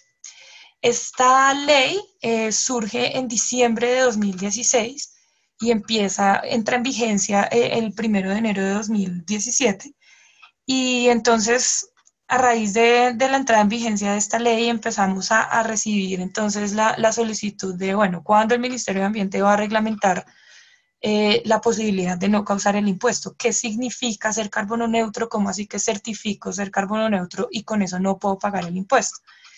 Entonces allí se nos vino un montón de retos, sobre todo pues a los que estuvimos involucrados en la regulación desde el Ministerio de Ambiente, porque digamos que teníamos que entender un poco conceptualmente qué fue lo que quedó establecido como certificar ser carbono neutro. Entonces aquí la primera claridad, y siempre que hacemos estas presentaciones tratamos de ser como muy enfáticos en esto, porque este fue el primer reto al que nos enfrentamos desde el Ministerio de Ambiente para poder reglamentar esto, entendiendo que la carboneutralidad se entiende como la compensación de todas las emisiones de gases de efecto invernadero en todos los alcances. Entonces, como ven en la diapositiva, las organizaciones cuando hacen inventarios de gases de efecto invernadero, o en general para uno hacer un inventario de gases de efecto invernadero, divide las emisiones en 3 alcances: emisiones directas, que corresponden a las emisiones, por ejemplo, de la electricidad que se adquiere para uso propio; las emisiones indirectas, que entonces es la electricidad que adquiero para el uso de mis instalaciones, pero son las emisiones que se generan fuera de mi establecimiento; y las emisiones de alcance 3, que también son indirectas, pero que entonces están mucho más allá de mi establecimiento, que no dependen propiamente de mí. Sin embargo, las tengo en cuenta porque tienen un impacto en mi operación. ¿Qué pasa? Que para efectos del Impuesto Nacional al Carbono y para darle piso a la reglamentación que se nos exigía desde esta ley, el primer reto fue entender que entonces la carbononeutralidad para efectos de este impuesto al carbono se refiere explícitamente a las emisiones debidas a la quema del combustible fósil dentro de mi organización. Quiere decir que entonces certificar ser carbono neutro en el marco del Impuesto Nacional al Carbono significa que son las emisiones que compenso por la quema de los combustibles fósiles que están grabados en el impuesto al carbono y que por tanto yo como organización consumo y quemo, y por tanto estoy en la obligación de pagar el impuesto. Entonces esa es una primera claridad técnica. Ahora les voy a contar un poco cómo funciona entonces el mecanismo.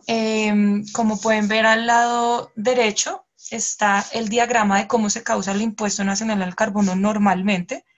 Es decir, esta es la cadena, cómo se causa un impuesto normal. Entonces tenemos en color azul a la Dirección de Impuestos y Aduanas Nacionales, que es pues la máxima autoridad de los impuestos en Colombia, quien es el responsable efectivamente de vigilar que los impuestos se estén declarando.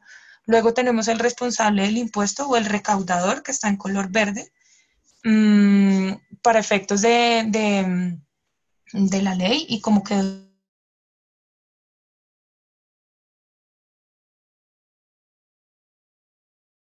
grandes productores de combustible. Luego tenemos el sujeto pasivo, que es quien realmente está obligado a pagar el impuesto, es decir, es a quien se le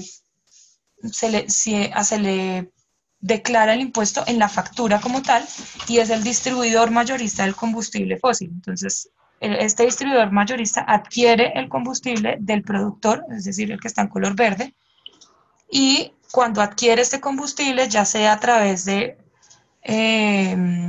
o sea, a través de la venta que hace el productor al distribuidor mayorista, ahí en esa factura es donde declara el impuesto al carbono. Y luego este distribuidor mayorista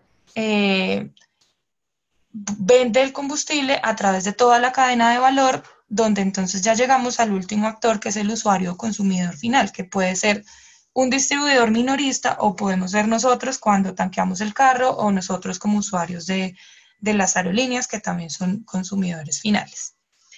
Entonces, en ese mismo sentido es que se causa el impuesto.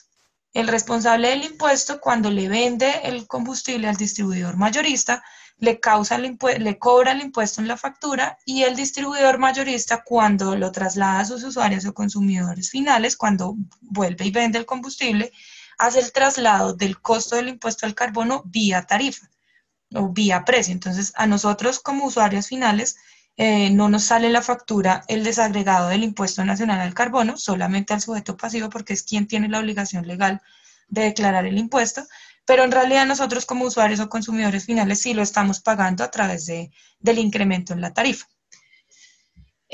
Aquí es importante entonces resaltarles que el impuesto se causa en tres momentos: en la importación, en la venta o en el retiro para consumo propio del combustible fósil. Eso es lo que llamamos en la ley el hecho generador. Y bueno, este es básicamente el esquema de cómo se causa el impuesto normalmente. Ahora, en el lado izquierdo está el mecanismo para la no causación del impuesto al carbono, que entonces va un poco en el sentido contrario. ¿Qué pasa con este mecanismo? Cuando entendimos entonces que era certificar carbono neutralidad y entonces pensamos en este mecanismo como una opción de incentivar el uso de combustibles limpios y, por tanto, la compensación de estas emisiones debidas a la quema de los combustibles, digamos que el objetivo fue entonces empezar a entender cómo hacemos a través de este mecanismo para incentivar la implementación de iniciativas de mitigación, es decir, de iniciativas que generen reducciones de emisiones o remociones de gases de efecto invernadero.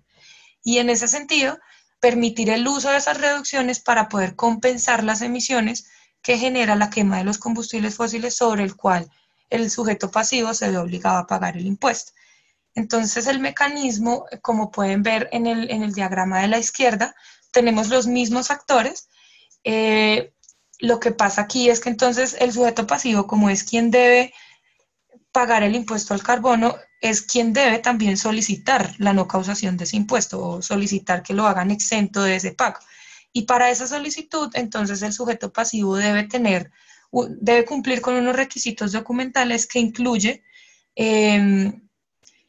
unos soportes relacionados con las reducciones de emisiones o las remociones de GI que este sujeto pasivo está en la posibilidad de obtener para poder compensar las emisiones del combustible sobre el cual le podrían cobrar ese impuesto. Esta obtención de las reducciones de emisiones o remociones de GI, que es lo que conocemos como certificados de carbono o como bonos de carbono, puede acceder a ellos a través de sus usuarios o consumidores finales. Es decir, se habilitó la opción de acceder a estos bonos de carbono para el sujeto pasivo a través de sus clientes a lo largo de toda la cadena combustible, de toda la cadena de valor del combustible fósil.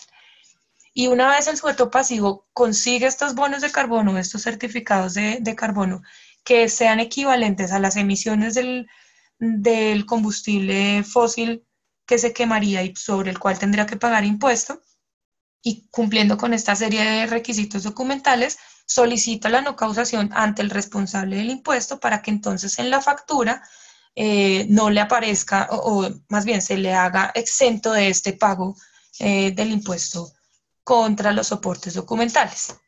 Entonces, en la siguiente diapositiva les voy a mostrar un poco más este procedimiento, un poco más gráfico. Pues volvemos a ver los mismos actores. Como les venía comentando, entonces la la posibilidad de acceder a los bonos de carbono se abre a través de toda la cadena de valor del combustible fósil.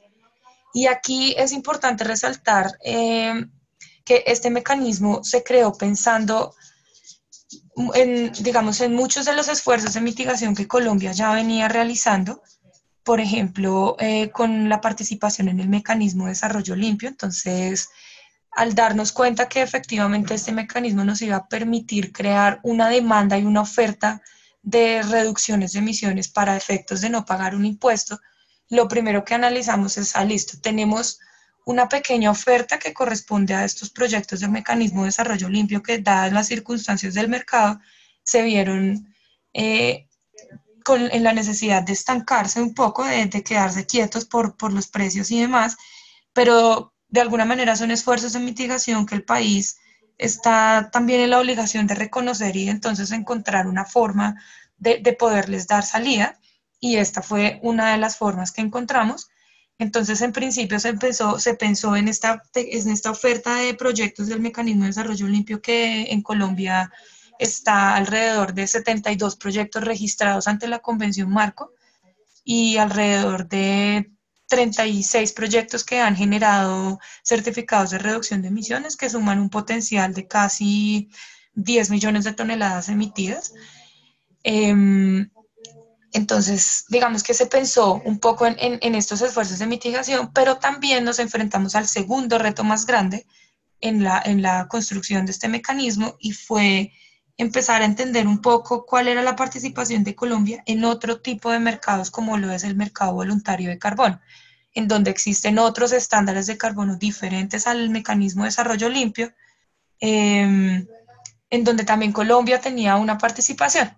Digamos que desde el Ministerio de Ambiente no, por ser un tema de mercado voluntario, por ser un tema también que responde mucho al privado y a la generación de proyectos bajo otros mecanismos y otros estándares que pues desde el gobierno nacional no regulamos, desconocíamos un poco la participación, y al hacer el análisis de cómo este mecanismo entonces podría impactar en el sentido de cómo vamos a poder asegurar una oferta para esta demanda, que son todos los distribuidores mayoristas del combustible fósil que estarían muy interesados en no pagar el impuesto, pues nos dimos cuenta que entonces Colombia también tiene una serie de proyectos que participan en este mercado voluntario, y que por tanto entonces nos tocó empezar a entender técnicamente estos proyectos, cómo están formulados, qué etapas siguen, qué procesos siguen, qué documentación manejan, bajo qué estándares o qué reglas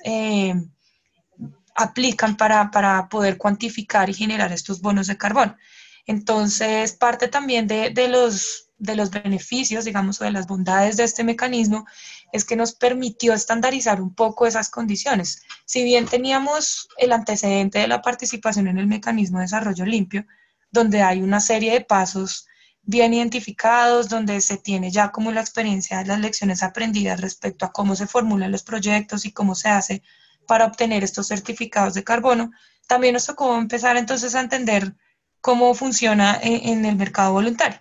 Y fue allí entonces donde establecimos unos lineamientos mínimos y genéricos para la formulación de los proyectos, en aras de entonces generar un requisito o unos requisitos mínimos sobre las reducciones de emisiones y remociones de GI que son elegibles para este mecanismo.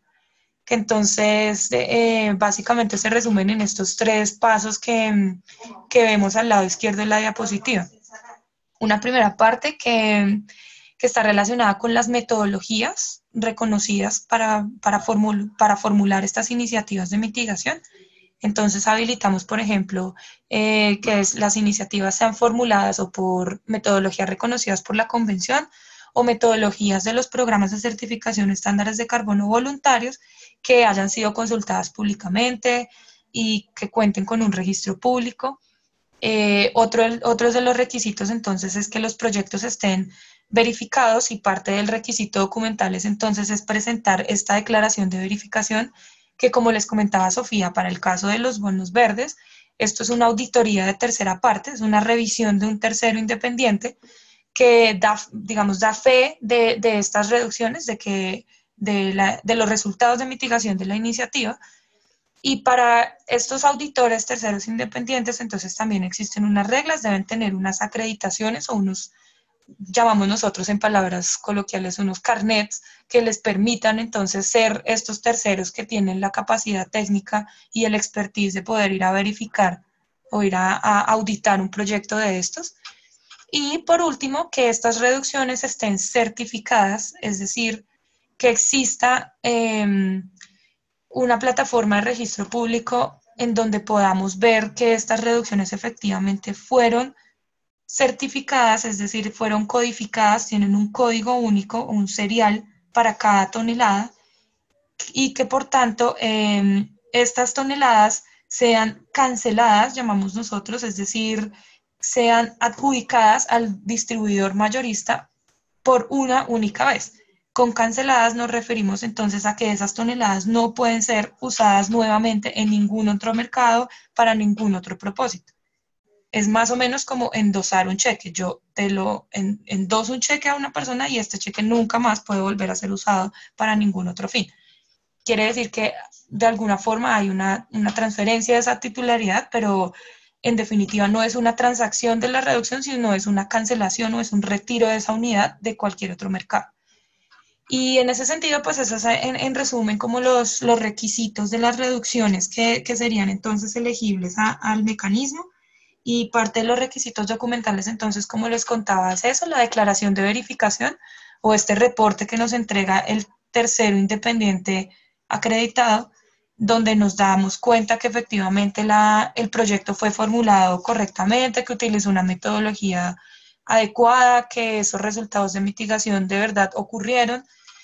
Y parte de los otros requisitos documentales, que son los que están en color naranja después de la declaración de verificación, hacia el lado derecho de la diapositiva, corresponden entonces al soporte de cancelación voluntaria, que es este papel que me certifica entonces que esta tonelada de CO2 equivalente fue efectivamente cancelada a nombre del sujeto pasivo o del distribuidor mayorista del combustible fósil. Quiere decir que él puede acreditar ser dueño de esas reducciones y por tanto solicitar la no causación del impuesto.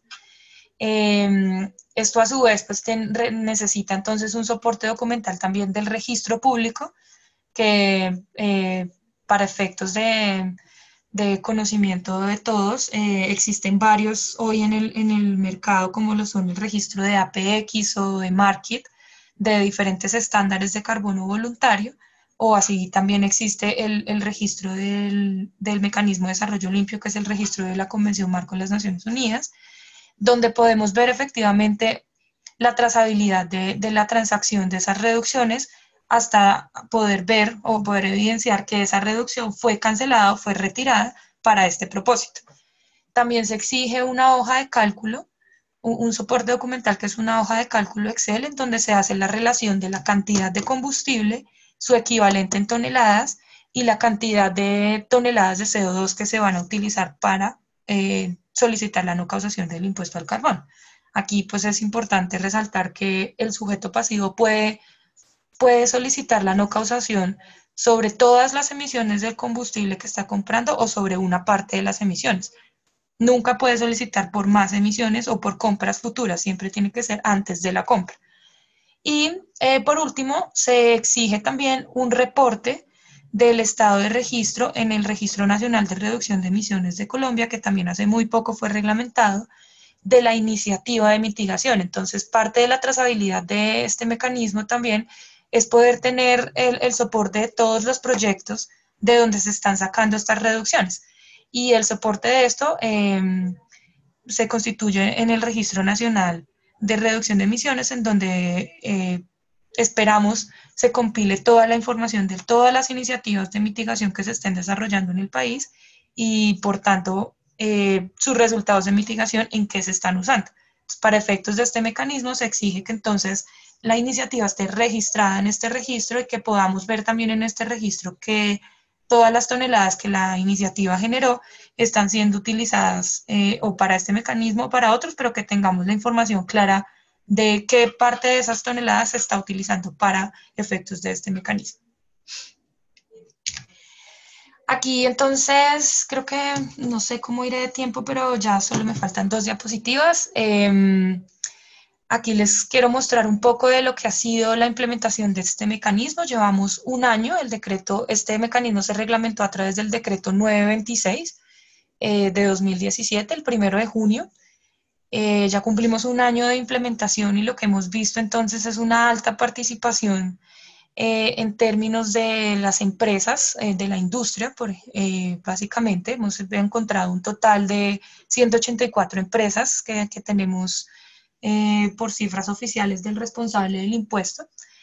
Hemos entonces, les presento aquí unas cifras que no son completamente oficiales. Estas son las cifras que nos reporta el responsable del impuesto, pero que no es el reporte que corresponde a la Dirección de Impuestos y Aduanas Nacionales, a la Autoridad Nacional de los Impuestos.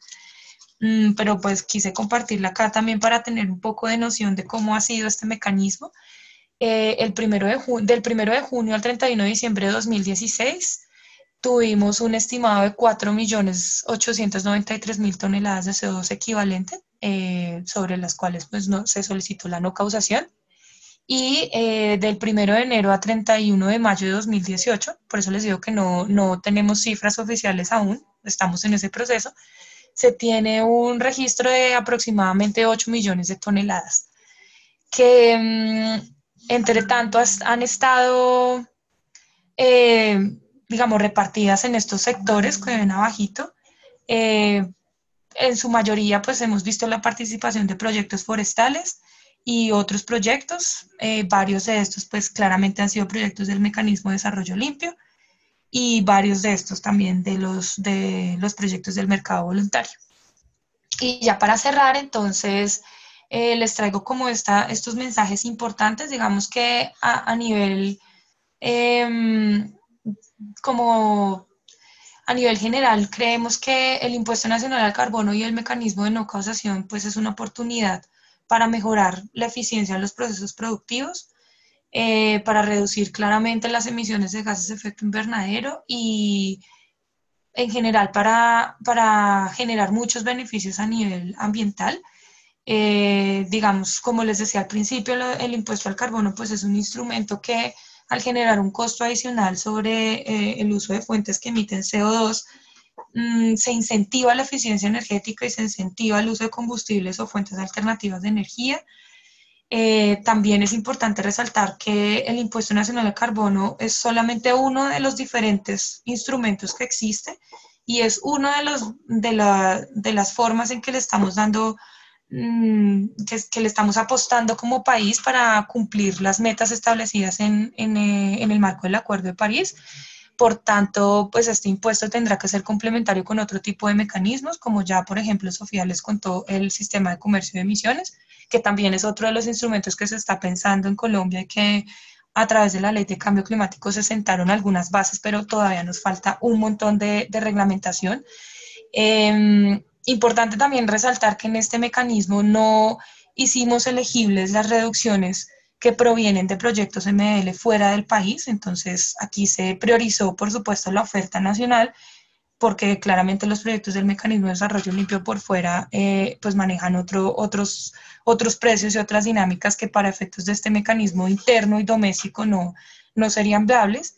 Y pues con lo que les decía, a través de este mecanismo generamos muchos lineamientos para establecer las bases, digamos, de los procesos de verificación y emisión de certificados de gases de efecto invernadero, que a la final también nos dan muchas lecciones aprendidas para futuras reglamentaciones de otros instrumentos económicos y por supuesto se habilitó nuevas fuentes de financiamiento para los proyectos al crear esta demanda y esta oferta que por supuesto nos ha resultado en términos generales una opción muy, muy efectiva para incrementar el financiamiento climático en temas de mitigación.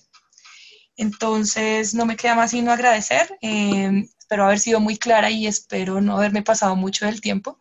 Muchísimas gracias y quedo también atenta a cualquier pregunta. Muchísimas gracias, Ay, espero que me escuchen bien ahí. Muchísimas gracias, Jimena, por esta excelentísima presentación, también para entender cómo funciona este impuesto al carbono en Colombia, sumamente claro. Yo les quiero agradecer muchísimo porque ya nos alargamos un poquito del tiempo, pero no quiero dejar de, básicamente, les voy a pedir a Ale y a Jimena que en 2, máximo 3 minutitos, hay muchísimas preguntas, les agradecemos mucho a todos los participantes por este intercambio tan interesantísimo.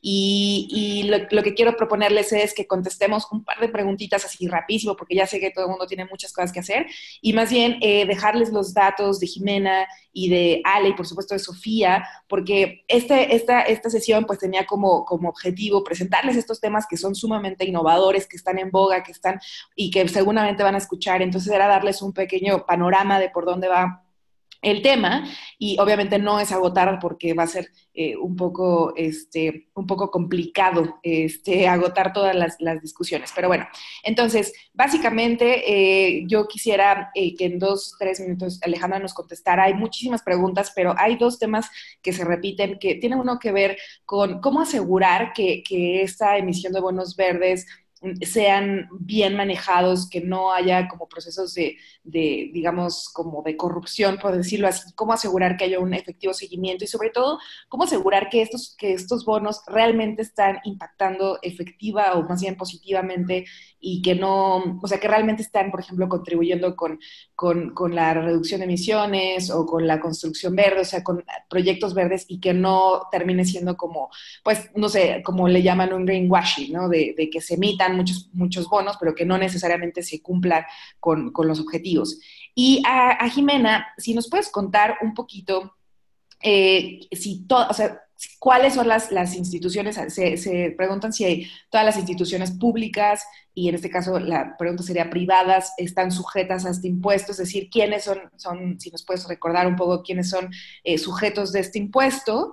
Y una última pregunta para Jimena, dice, el impuesto o sea, quieren saber si al final el impuesto lo termina pagando el consumidor final o cómo se estimula a la industria. Tú mencionabas un poco cómo se va dando el proceso del impuesto, pero bueno, entonces, ¿cuál sería el impacto para el consumidor final de este impuesto y cómo se estimula que la industria pues realmente promueva esta energía limpia o estas tecnologías para evitar más emisiones? Entonces, en 2 o 3 minutitos, yo sé que son complicadas, pero si en 2 o 3 minutitos nos pueden contestar, sería fabuloso. Alejandra, tienes la palabra.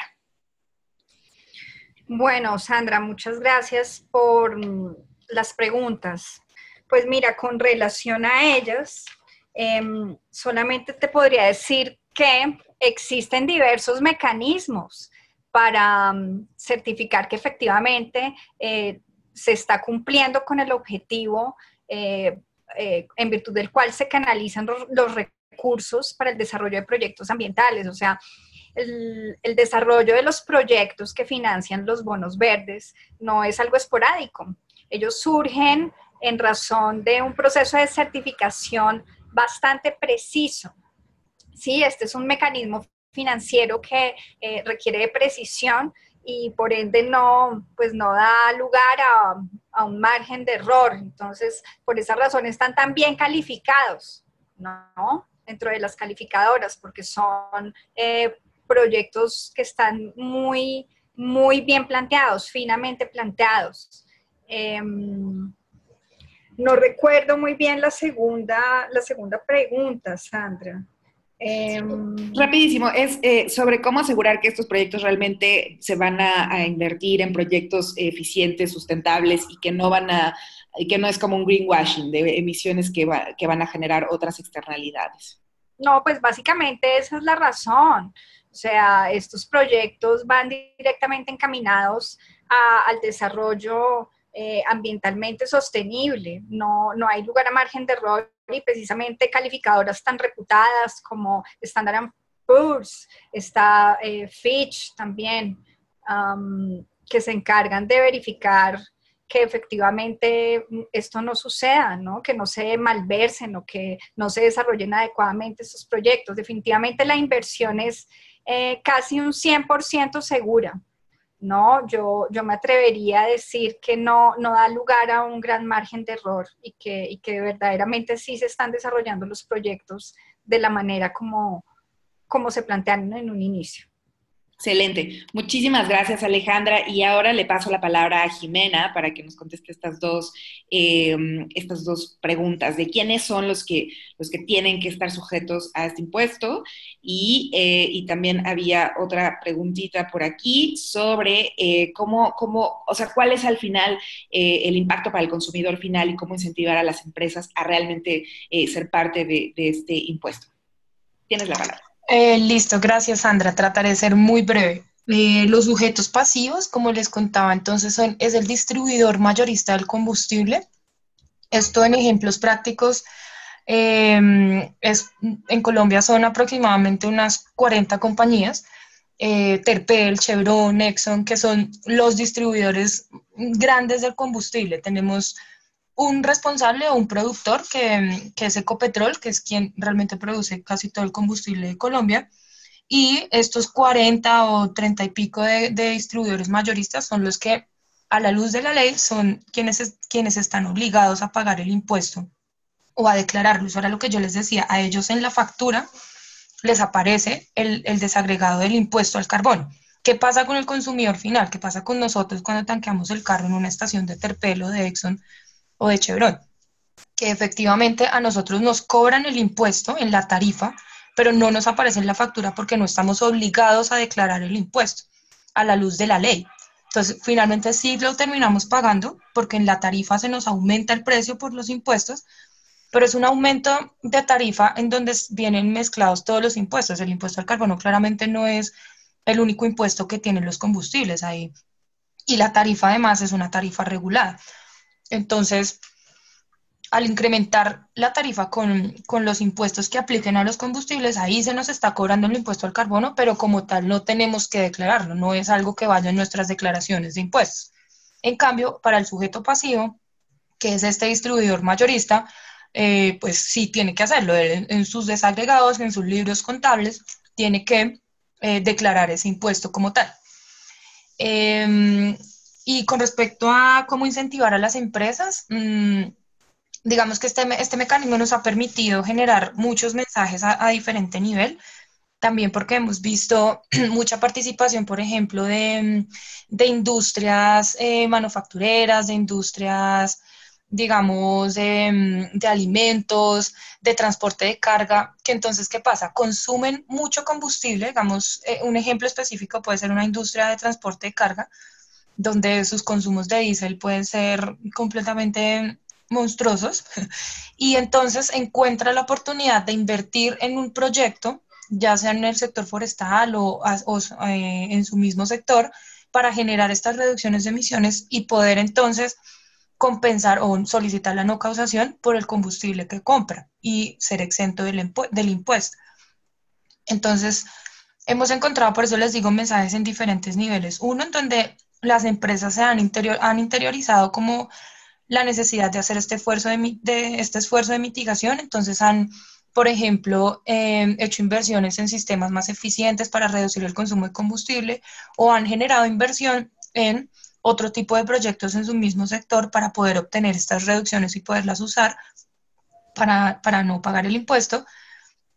Pero también entonces hemos encontrado muchas de las otras empresas, en especial las aerolíneas, que han estado muy activas financiando proyectos, por ejemplo, en el sector forestal también, en aras de fortalecer, por ejemplo, los temas de responsabilidad social corporativa, de poder ofrecer entonces una imagen distinta respecto a utilizar también esta palabra que pues suena muy bonito, pero que tiene un trasfondo muy importante en términos de cambio climático, y es el ser carbono neutro. Por eso les hacía la aclaración de la diferencia entre la carbono neutralidad y certificar ser carbono neutro para efectos de este mecanismo. Pues muchas aerolíneas también han utilizado esto como estrategia de marketing, ofreciendo, digamos, en el tiquete, entonces un tiquete carbono neutro, porque entonces el combustible que adquirieron tiene las emisiones compensadas en el marco de este mecanismo, y entonces En vez de pagar el impuesto, lo que hacen es invertir en la compra de estos bonos de carbono para poder tener otros co-beneficios. Por supuesto, pues esto genera una rentabilidad. No voy a decir que el ahorro es completamente, no sé, exagerado, pero por supuesto que representa una rentabilidad para las empresas, porque el impuesto al carbono cuesta 15.000 pesos o $5 la tonelada, y por supuesto, pues la rentabilidad está entonces en encontrar que estos bonos de carbono tengan un precio menor, pero pues asimismo tienen unos co-beneficios y unos temas coyunturales que para las empresas resultan innovadores e interesantes. Claro. Excelente. Buenísimo. Muchísimas gracias, Jimena. Nuevamente, muchas gracias a las expositoras. Creo que fue excelente. Les agradecemos mucho y también a los participantes por quedarse un poquito más para esta sesión, que como vieron son temas complejos, pero como les decíamos, pues son sumamente importantes para seguir muy de cerca. Muchísimas gracias, Jimena, Alejandra. Y bueno, solo recordarles a las y los participantes que tienen hasta hoy para enviar los pasos 4 y 5 del diseño de la acción climática. Y bueno, nos comentaban que hay por ahí un inconveniente con el PDF para llenar el paso 5, pero ya los colegas están revisando para poderles mandar y atender a esta solicitud. Y bueno, les agradecemos muchísimo y no dejen de conectarse el próximo viernes. Vamos a tener la tercera sesión de este módulo de financiamiento, que como vieron hay muchísimos temas relacionados con esto, y el próximo viernes vamos a hablar desde el punto de vista de donantes, es decir, de agencias de cooperación y de un banco multilateral de desarrollo, qué es lo que ven atractivo de un proyecto para ser financiable. Y esto sobre todo para muchas y muchos de ustedes que tienen muchas ganas de poner sus ideas, traducirlas en proyectos que sean tangibles, que sean operables. Este va a ser 2 sesiones que vienen, van a ser muy útiles para ustedes para construir mejores proyectos que sean implementables, que realmente pues nos lleven a combatir este problema, reduciendo emisiones y reduciendo vulnerabilidad. Yo les agradezco muchísimo y nos escuchamos el próximo viernes. Nuevamente gracias a las panelistas y por supuesto a todas y todos ustedes por ser parte de este importante curso. Que tengan un excelente día. Nos vemos el viernes.